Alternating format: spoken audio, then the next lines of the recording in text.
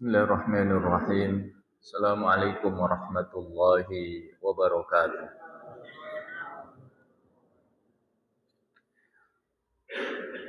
Alhamdulillahi rabbil alamin. Salatu wassalamu ala asyrafil mursalin, imamil muttaqin, nabiyina wa habibina maulana Muhammadin wa ala alihi wa sahbihi wa man tabi'ahum bi ihsanin ila yaumiddin. Amma ba'd. Qala Allahu azza wa jalla fi muhkami tanzilih. A'udzu billahi minasyaitonir rajim. Fastaqim kama umirta wa man taba ma'aka wa la tatghaw innahu bima ta'maluna basir. Hadirin hadirat Bapak Ibu dan juga para pemirsa sekalian yang dimuliakan Allah Subhanahu wa taala. Alhamdulillah kita bersyukur kehadirat Allah. Kita dikumpulkan oleh Allah pada malam hari ini untuk mendapatkan kebaikan yang banyak. Setelah kebaikan iman, Islam, kebaikan sehat wal afiat, kebaikan memakmurkan rumah Allah, salat berjamaah, berzikir kepada Allah dan duduk di majlis ilmu. Mudah-mudahan kebaikan-kebaikan ini diterima oleh Allah dan kelak memberatkan timbangan kebaikan kita di sisi Allah Subhanahu wa taala. Salawat dan salam tidak lupa kita haturkan pada suri tauladan kita Rasulullah Muhammad sallallahu alaihi wasallam, pada keluarga, kepada sahabat. Mudah-mudahan kita istiqomah mencintai beliau, meneladani beliau dan menghidupkan sunnah-sunnah beliau hingga akhir hayat kita.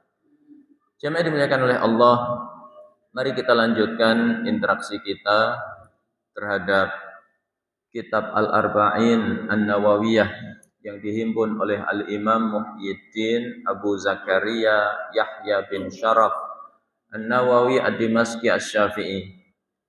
Kita malam hari ini sampai hadis yang ke-21.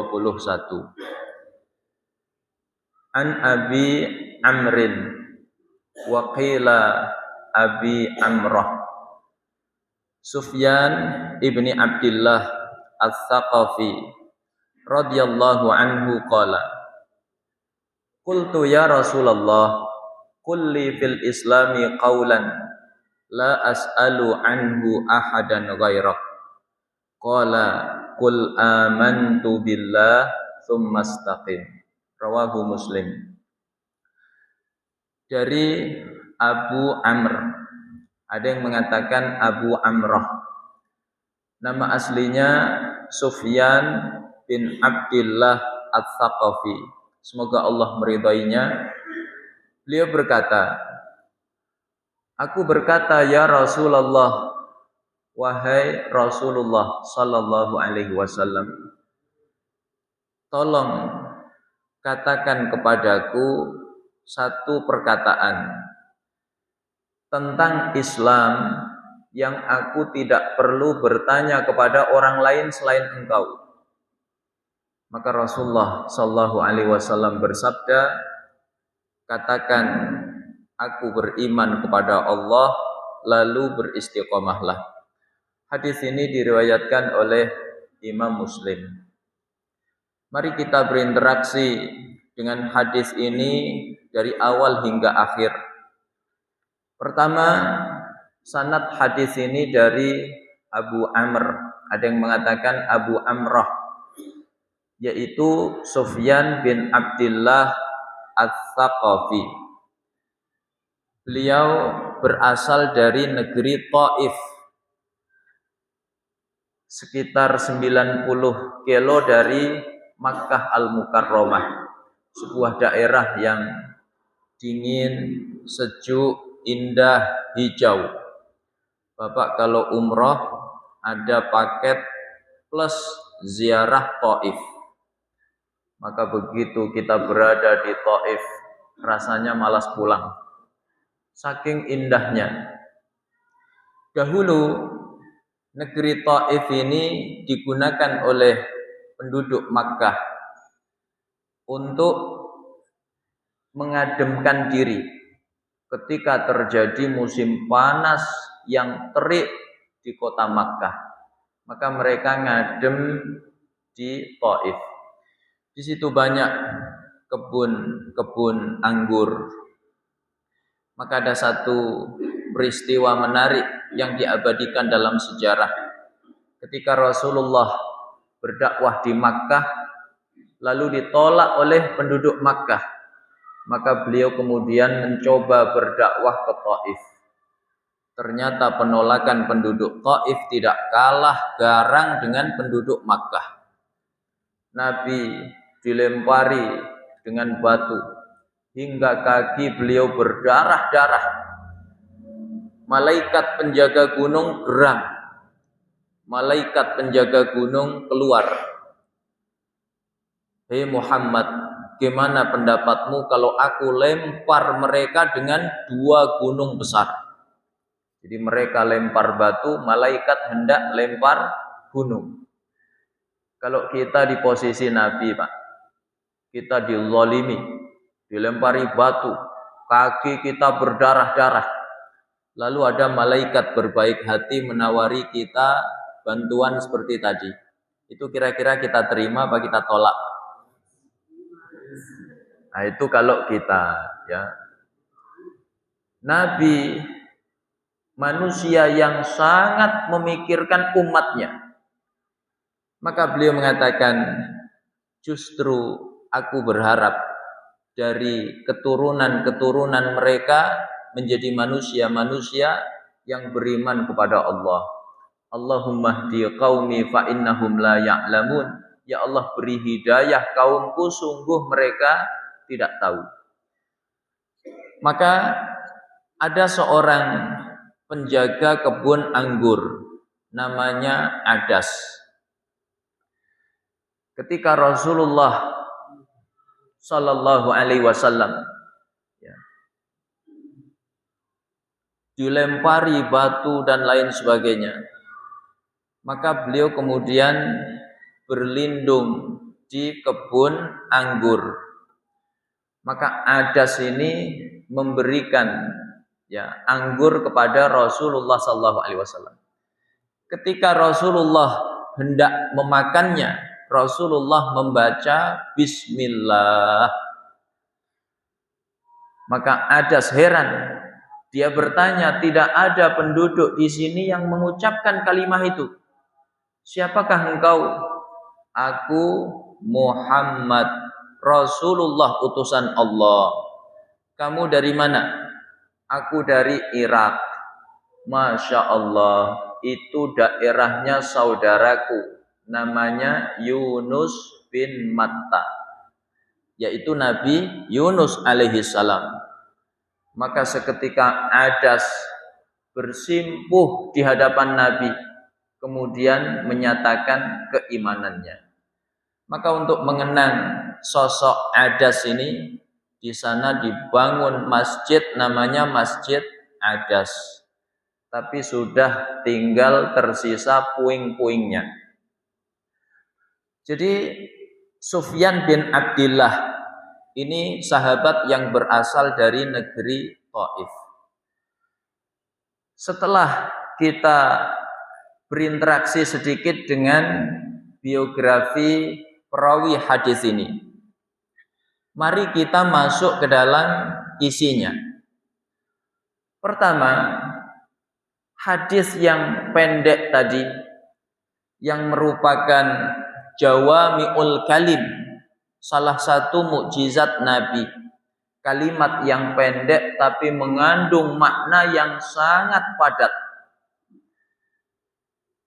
Ini menunjukkan spirit sahabat di dalam thalabul ilmi. Jadi tanda kebaikan generasi itu diantaranya adalah semangat mereka dalam menuntut ilmu. Dan ini dimiliki oleh sahabat-sahabat Rasulullah Sallallahu Alaihi Wasallam. Tidak hanya dimiliki oleh Sufyan bin Abdillah, tapi seluruh sahabat Nabi punya spirit seperti itu. Maka mereka rela menempuh perjalanan jauh demi mendapatkan hadis Rasulullah Sallallahu Alaihi Wasallam. Ada sahabat namanya Jabir bin Abdillah. Satu ketika mendengar hadis tentang qisas di hari kiamat. Maka Jabir bertanya, dari mana kamu mendengar hadis ini? Dari sahabat Abdullah bin Unais. Saat itu Abdullah bin Unais sudah pindah ke Syam, sedangkan Jabir di Madinah. Maka seketika Jabir membeli seekor unta. Beliau siapkan perbekalan, lalu menempuh perjalanan sebulan penuh dari Madinah ke Syam. Sampailah di rumahnya Abdullah bin Unais. Abdullah bin Unais heran, apa yang membuatmu rela menempuh perjalanan sejauh ini? Beliau menjawab, haditsun balaghani annaka sami'tahu min Rasulillah sallallahu alaihi wasallam. Yang membuatku rela menempuh perjalanan jauh ini satu hadis yang aku dengar, engkau mendengarnya langsung dari Rasulullah sallallahu alaihi wasallam. Maka Abdullah bin Unais membacakan hadis tentang qisas di hari kiamat. Yuhsyarun nasu yaumal qiyamati uratan ghurlan buhman. Nanti manusia dikumpulkan di hari kiamat dalam keadaan telanjang, belum berkhitan, tidak membawa apa-apa. Fayaqulullahu azza wa jal, Allah kemudian berfirman, ana al-malik, ana ad-dayyan, akulah raja, akulah zat yang menghukum manusia. La yambagi li ahadin ay min ahlil jannah ayyadkhulal jannah walahu haqqun min ahlin nar hatta aqussa minhu. Hari ini tidak pantas ada seorang pun dari penduduk surga masuk ke dalam surga sedangkan dia masih punya hak terhadap penduduk neraka sampai aku mengqisasnya. Wala yambagi li ahadin min ahlin nari ayyadkhulan nar walahu haqqun min ahlil jannah hatta aqussa minhu. Dan hari ini juga tidak pantas ada satu dari penduduk neraka masuk ke dalam neraka sedangkan dia masih punya hak atas penduduk surga sampai aku mengqisasnya. Maka Jabir demi mendapatkan hadis ini rela menempuh perjalanan berapa lama, Pak? Sebulan penuh. Maka alhamdulillah kita untuk berinteraksi dengan hadis Rasulullah tidak perlu susah payah, tidak perlu menempuh perjalanan jauh, tidak perlu keluar biaya yang besar. Cukup datang ke Masjid Al-Muhajirin, kita berinteraksi dengan hadis Rasulullah sallallahu alaihi wasallam. Mudah-mudahan kita semuanya malam hari ini termasuk mereka yang meraih doanya Nabi. Naddarallahu ra'an sami'a maqalati fawa'aha kama sami'aha. Semoga Allah mencerahkan wajah orang-orang yang mendengarkan hadis-hadisku lalu dia mengamalkannya sebagaimana mendengarkannya. Ini pertama. Kedua, Bapak Ibu dimuliakan oleh Allah, hadis ini menggambarkan pentingnya keistiqomahan. Sehingga ketika ada sahabat datang kepada Nabi minta penjelasan tentang satu perkara yang dia tidak perlu bertanya kepada orang lain selain Nabi, maka Nabi memerintahkannya untuk istiqomah. Qul amantu billah tsumma istaqim. Katakan aku beriman kepada Allah lalu beristiqomahlah. Ini pentingnya istiqomah. Apa istiqomah itu? Kata Imam Ibnu Rajab Al-Hambali, suluku tariqim mustaqim min ghairi mailin ila yumnatin wala yusratin. Menempuh jalan yang lurus tanpa menengok ke kiri dan ke kanan. Maka istiqomah ini ada dua tingkatan. Pertama, istiqomah dalam akidah, yaitu istiqomah di atas keimanan. Kita pegang teguh keimanan ini sampai akhir hayat kita, betapapun berat rintangan yang kita hadapi. Ini tingkatan istiqomah yang pertama. Jamaah yang dimuliakan oleh Allah, di zaman sahabat, di masa Umar, ketika Umar mengirim ekspedisi ke negeri Syam, 300 pasukan Islam dipimpin oleh Abdullah bin Hudzafah. Rupanya mengalami kegagalan. Mereka ditangkap tentara Romawi. Maka Panglima Romawi berkata, "Wahai raja, ini Abdullah, sahabatnya Muhammad. Enaknya kita apakan?" Maka raja menawari sesuatu yang sangat berharga secara duniawi. Kata raja Romawi, "Hei Abdullah, kalau kamu mau murtad, setengah kerajaan Romawi ini aku berikan kepadamu." Kira-kira tawaran seperti itu menggoda apa tidak? Tawaran yang sangat besar. Setengah kerajaan Romawi diberikan kepada Abdullah kalau mau murtad. Abdullah istiqomah di atas imannya kepada Allah. Dia berkata, "Wahai raja, jangankan setengah kerajaan, andaikan engkau berikan seluruh kerajaanmu, ditambah kerajaan-kerajaan Arab, demi Allah, aku tidak akan pernah meninggalkan imanku kepada Allah." Ini namanya istiqomah. Maka rintangannya ditambah. Kata raja, "Kalau begitu kamu akan aku hukum mati." Kata Abdullah, "Silahkan, aku tidak takut." Maka dimasukkan ke dalam penjara. 3 hari 3 malam tidak dikasih makan, tidak dikasih minum. Orang nggak makan 3 hari 3 malam, lemes apa tidak, Pak? Kita baru puasa dari sejak subuh sampai maghrib. Begitu lihat menu buka puasa di Masjid Al-Muhajirin, langsung disikat semua. Gorengan habis, ya. Kurma habis, es cendol habis, ya. Kolak habis. Ini baru mukaddimahnya, Pak. Begitu selesai sholat maghrib, ini baru intinya. Nasi kebuli disikat, nasi padang diembat. Padahal cuma puasa dari subuh sampai maghrib. Maka bayangkan, ini 3 hari 3 malam tidak dikasih makan dan minum. Hari keempat disuguhkan kepadanya makanan minuman yang haram. Khamr ditambah daging yang haram.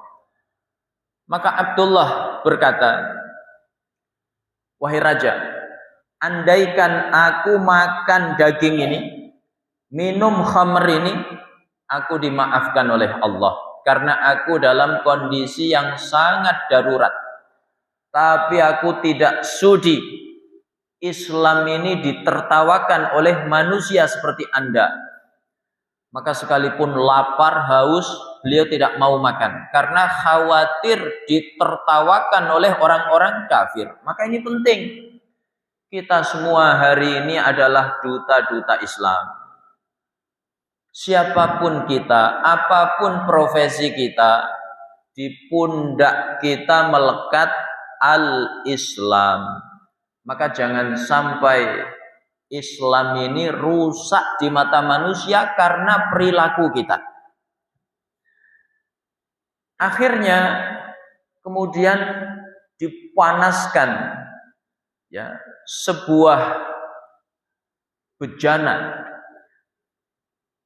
Ketika, ya, bejana itu telah mendidih, Abdullah bin Hudzafah menangis. Kata Panglima Romawi, kamu nangis sekarang, kamu takut, kamu nyerah, kamu mau murtad? Maka Abdullah menjawab, siapa bilang? Lalu kenapa kamu menangis? Aku menangis ini karena menyesal. Kenapa nyawaku cuma satu? Andaikan nyawaku sebanyak rambut di kepalaku, keluar satu persatu hingga nyawa terakhir, demi Allah, aku tidak akan pernah tinggalkan imanku kepada Allah. Akhirnya raja nyerah. Orang seperti ini nggak bisa dikalahkan. Diintimidasi nggak takut, diiming-imingi nggak tertarik. Akhirnya raja berkata, ya sudah, kamu cium kepalaku, kamu bebas. Kata Abdullah, tidak wahai raja, kecuali engkau juga bebaskan 300 pasukanku. Ya sudah, kamu cium kepalaku, kamu dan 300 pasukanmu bebas. Akhirnya Abdullah cium kepala raja, dia dan 300 pasukannya dibebaskan. Sampailah ke Madinah. Umar heran, gimana ceritanya kalian bisa bebas? Maka diceritakan kisah tadi. Kata Umar, demi Allah, wahai Abdullah, kamu berhak meraih penghormatan kaum muslimin dengan dicium kepalamu. Aku akan memulainya. Umar mencium kepalanya lalu diikuti oleh kaum muslimin. Ini namanya istiqomah di atas iman. Ini tingkatan pertama. Tingkatan kedua yaitu luzumul awamir wan nawahi. Teguh menjalankan perintah, menjauhi larangan. Sholat jamaah di masjid 5 waktu, duduk di majelis ilmu, ya, baca Quran tiap hari. Ini namanya istiqomah, menjaga perintah Allah dan juga menjauhi larangan Allah. Ada kedai khamr buka, astagfirullahaladzim, ya, nggak tertarik. Ada situs judi online, di share, ini peluangnya menang 99,9%. Di blok, astagfirullahaladzim. Maka ini namanya istiqomah, tingkatan yang kedua. Kira-kira Pak, istiqomah tadi, baik tingkatan pertama maupun tingkatan kedua, itu ringan apa berat? Berat. Maka saking beratnya Rasulullah Sallallahu Alaihi Wasallam itu sampai beruban. Ketika Rasulullah tiba-tiba beruban, sahabat bertanya, "Ma syayyabaka ya Rasulullah? Apa yang membuatmu beruban wahai Rasulullah?" Beliau menjawab, "Syayyabatni Hud wa akhwatuha." Aku dibuat beruban oleh surat Hud dan kawan-kawannya. Kemudian beliau membaca ayat yang ke-112 yang saya kutip di muqaddimah tadi, "Fastaqim kama umirta wa man taba ma'aka wala tataghaw innahu bima ta'maluna basir." Maka istiqomahlah kamu wahai Muhammad sebagaimana diperintahkan kepadamu bersama orang-orang yang bertaubat bersamamu, jangan pernah melampaui batas. Ini ayat yang sampai membuat Nabi beruban karenanya. Maka Ibnu Abbas radhiyallahu anhuma mengatakan, lamma nuzilat hadhil ayah syammara Rasulullah sallallahu alaihi wasallam lil ibadah fama ru'iya dhahikan. Sejak ayat ini turun, Nabi bersungguh-sungguh ibadah kepada Allah sampai beliau tidak terlihat tertawa. Jadi orang kalau sampai nggak sempat tertawa Pak, itu perintahnya ringan apa berat? Itulah beratnya istiqomah sampai rambut Nabi beruban. Makanya Bapak yang beruban, ya, bersyukurlah kepada Allah, Mudah-mudahan tandanya istiqomah. Jemaah dimuliakan oleh Allah. Kenapa istiqomah ini begitu penting? Orang yang istiqomah, dia mendapatkan as-sa'adah, kebahagiaan. Sa'adah fid dunya, kebahagiaan di dunia. Sa'adah indal maut, kebahagiaan saat wafat. Sa'adah fil akhirah, kebahagiaan di akhirat. Jadi 3 dimensi sekaligus, ya. Di dunia bahagia, ketika wafat bahagia, ketika di akhirat bahagia. Orang yang istiqomah dalam kehidupannya di dunia, maka insya Allah dia meraih kebahagiaan. Bapak bisnis, buka toko misalnya, lalu istiqomah, mau musim hujan, musim kemarau, pokoknya buka jam 7, tutup jam 10 malam. Ya. Mau musim panas, musim dingin, tetap buka. Ada tetangga kawinan, ada anak khitan, tetap toko buka. Maka insya Allah lambat laun akan sukses. Apa sebabnya? Istiqomah. Ya. Nanti buka cabang. Pertama di Keranggan, kedua di Pondok Ranggon, ketiga di Jatisari. Apa sebabnya? Istiqomah, maka sukses. Tapi yang tidak istiqomah,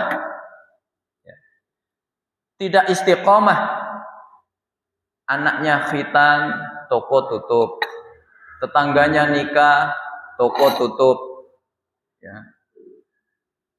Hujan dikit tutup, itu insya Allah sukses apa bangkrut, Pak?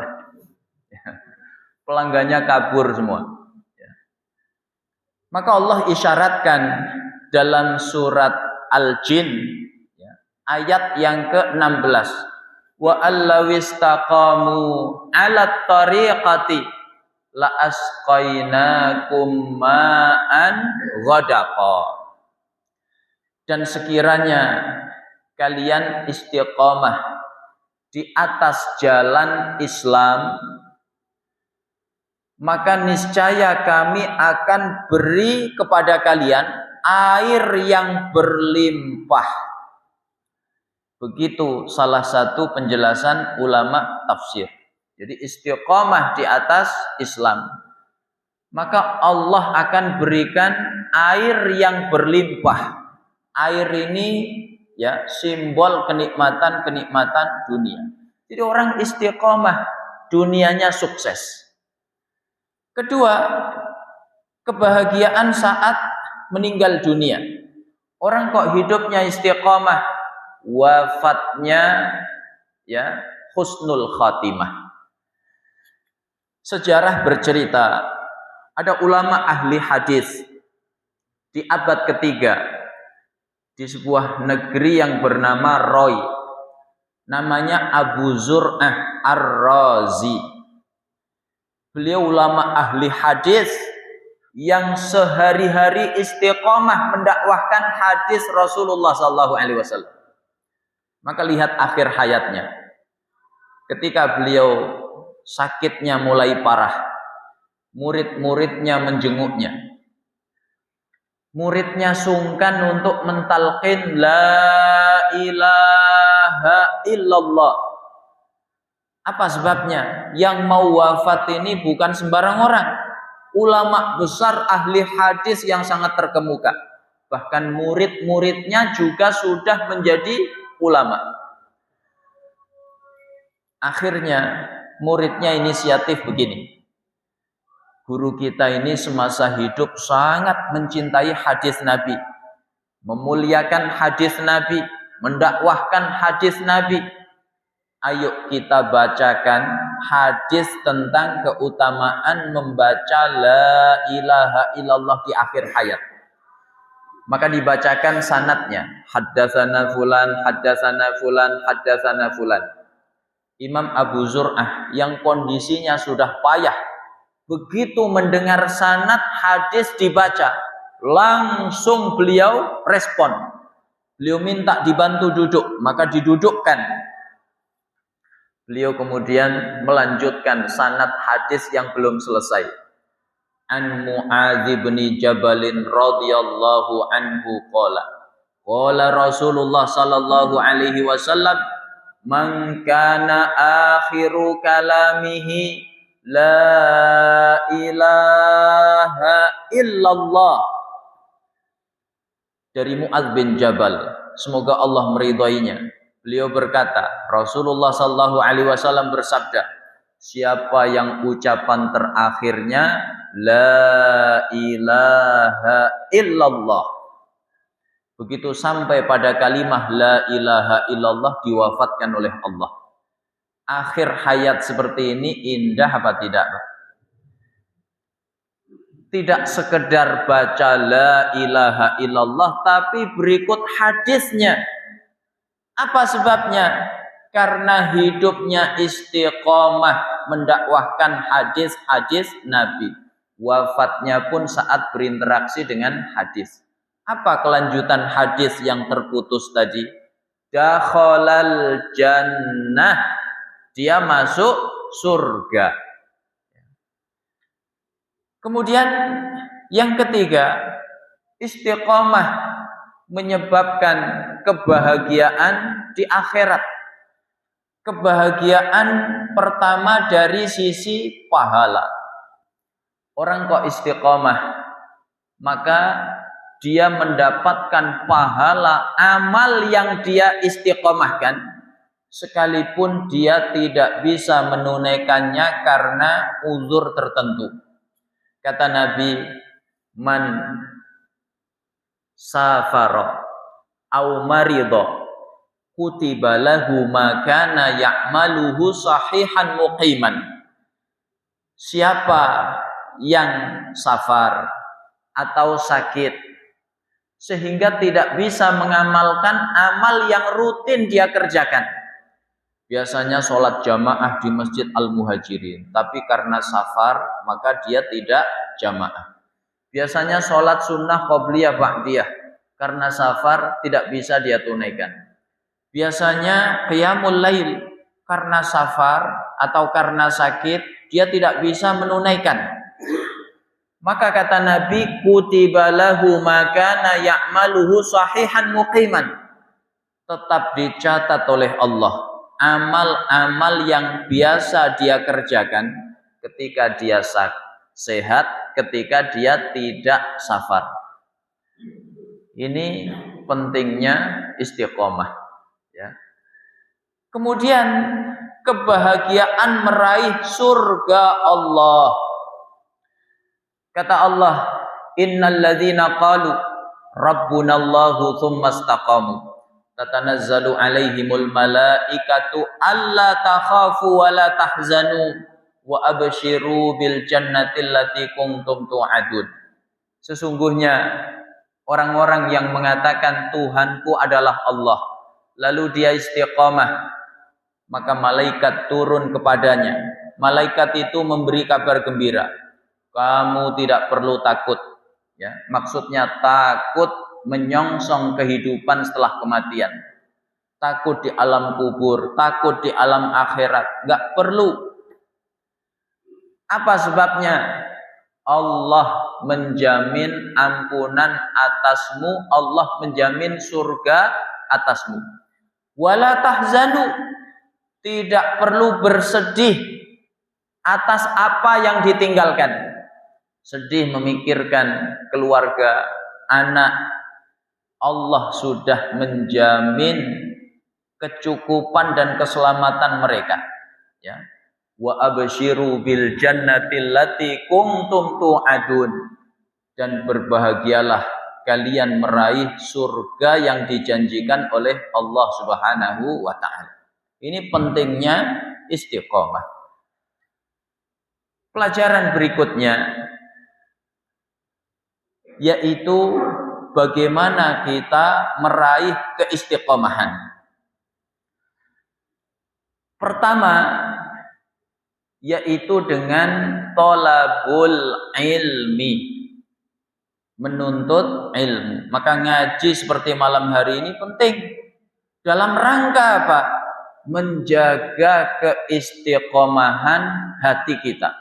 Apalagi kita hidup di tengah-tengah fitnah yang begitu dahsyat.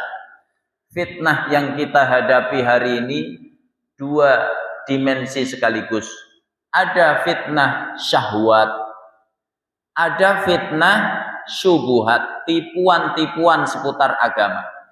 Fitnah syahwat, kecintaan terhadap harta, terhadap jabatan, apalagi era teknologi informasi seperti hari ini. Video-video yang viral itu anak muda, usianya baru 20-an, sudah kaya raya. Rumahnya megah, kendaraannya mewah, pakaiannya bermerek. Ya, itu yang ditampilkan. Bahkan sudah menjadi anggota DPR. Ya. Maka akhirnya generasi muda hari ini pikirannya singkat. Yang penting cepat kaya. Akhirnya apa?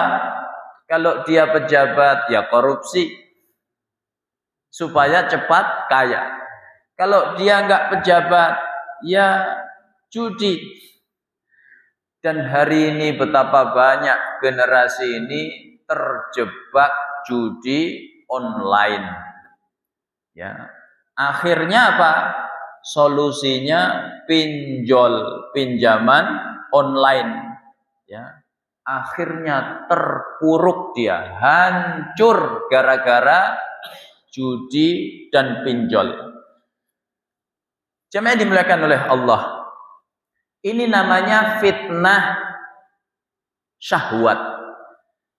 Tidak hanya fitnah ini yang kita hadapi hari ini, tapi masih ada fitnah kedua yang jauh lebih berbahaya, yaitu fitnah syubuhat, tipuan-tipuan dalam agama. Terkadang kita mendengar ada orang ya berkata semua agama itu sama. Pernah dengar apa tidak, Pak? Kemudian nanti 5 tahun sekali kalau mendekati pemilu, ya, ada orang kafir nyalon jadi pemimpin, maka ada syubhat baru. Lebih baik pemimpin kafir tapi adil daripada muslim tapi zalim. Maka bagaimana supaya selamat dari fitnah-fitnah ini? Caranya dua. Allah isyaratkan dalam surat As-Sajdah ayat yang ke-24. Waja'alna minhum a'immatan yahduna bi amrina lamma sabaru wa kanu bi ayatina yuqinun. Dan kami jadikan di antara mereka pemimpin yang memberi petunjuk dengan ayat-ayat kami. Maka syaratnya dua. Pertama, sabar. Kedua, yakin terhadap ayat-ayat Allah. Kenapa Allah menggabung dua kebaikan ini? Sabar, yakin terhadap ayat Allah. Karena fitnah yang melanda kehidupan manusia tidak hanya fitnah syahwat, tapi juga fitnah syubhat. Kalau sekedar fitnah syahwat, maka cukup dihadapi dengan kesabaran. Ada duit banyak tapi haram. Mau apa tidak, Pak? Enggak mau, sabar. Ini haram, ya. Ada jabatan tinggi tapi untuk duduk di atasnya kita harus nyuap. Tertarik apa tidak, Pak? Tidak tertarik, Ustadz. Ya, sabar. Tapi kalau fitnah syubhat enggak cukup sabar. Harus dilawan dengan ilmu, yakin terhadap ayat-ayat Allah Subhanahu wa taala. Maka kalau ada orang mengatakan semua agama sama, kita jawab innad dina indallahil Islam. Kalau ada orang mengatakan lebih baik pemimpin kafir tapi adil daripada muslim tapi zalim, kita jawab ya ayyuhalladzina amanu la tattakhidul yahuda wan nasara auliya. Ya. Ini pertama. Jadi kita akan bisa istiqomah kalau kita berilmu. Maka inilah rahasianya. Misi Nabi itu dari awal sampai akhir dihubungkan oleh Allah dengan ilmu. Kama arsalna fikum rasulam minkum yatlu alaikum ayatina.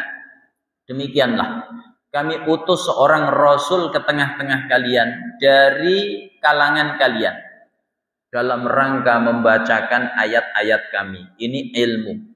Wa yuzakkikum, menyucikan jiwa-jiwa kalian, juga ilmu.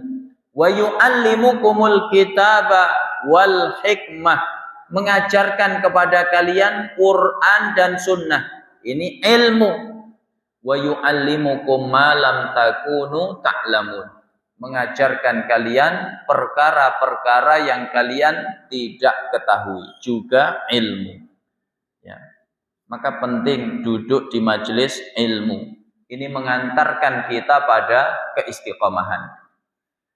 Kedua, Bapak Ibu dimuliakan oleh Allah, bagaimana supaya kita bisa istiqomah? Yaitu dengan as-suhbatus salihah, berkawan dengan kawan-kawan yang saleh. Apa sebabnya? As-sahibu sahib. Sahabat itu menarik sahabatnya. Yang baik menarik dalam kebaikan, tapi yang buruk juga menjerumuskan dalam keburukan. Apa sebab ya terhalangnya Abu Thalib, paman Rasulullah sallallahu alaihi wasallam, dari hidayah? Ketika Abu Thalib hampir wafat, Rasulullah duduk di sampingnya. Kata beliau, ya ammi, qul la ilaha illallah kalimatan uhajju laka biha indallah. Wahai pamanku, katakan la ilaha illallah, sebuah kalimat yang kelak aku bisa membelamu di hadapan Allah. Hampir-hampir Abu Thalib mengikuti seruan keponakannya. Tapi di situ ada Abu Jahal. Abu Jahal berkata, hei Abu Thalib, apa kamu tega meninggalkan keyakinan kakek moyang kita?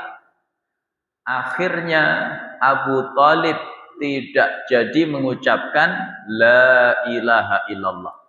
Jadi sebabnya karena apa? Kawan yang buruk. Lagi Pak, ada sosok yang bernama Walid bin Mughirah, orang yang diberi oleh Allah kebaikan yang banyak. Dia punya harta, dia punya jabatan, dia punya kecerdasan. Dia bisa bedakan ini ayat Allah, ini sihir, ini syair. Ketika Nabi membacakan ayat-ayat Quran, ya, seketika Walid ini faham, ini ayat-ayat Allah, ini bukan syair, ini bukan sihir. Tapi dia disesatkan oleh Abu Jahal. Ya, Abu Jahal berkata, hei Walid, aku lihat kaummu mengumpulkan uang untuk diberikan kepadamu. Seketika bangkit gengsinya. Dia berkata, aku ini orang paling kaya, masa mau dikasih duit? Kata Abu Jahal, karena kaummu melihatmu lunak kepada Muhammad. Kalau begitu gimana caranya? Caranya musuhi Muhammad dengan permusuhan yang besar. Ya. Maka akhirnya dia berpikir, kemudian ketemu, ya sudah, aku akan katakan Quran yang dibawa Muhammad itu sihir yang dipelajari Muhammad dari umat sebelumnya.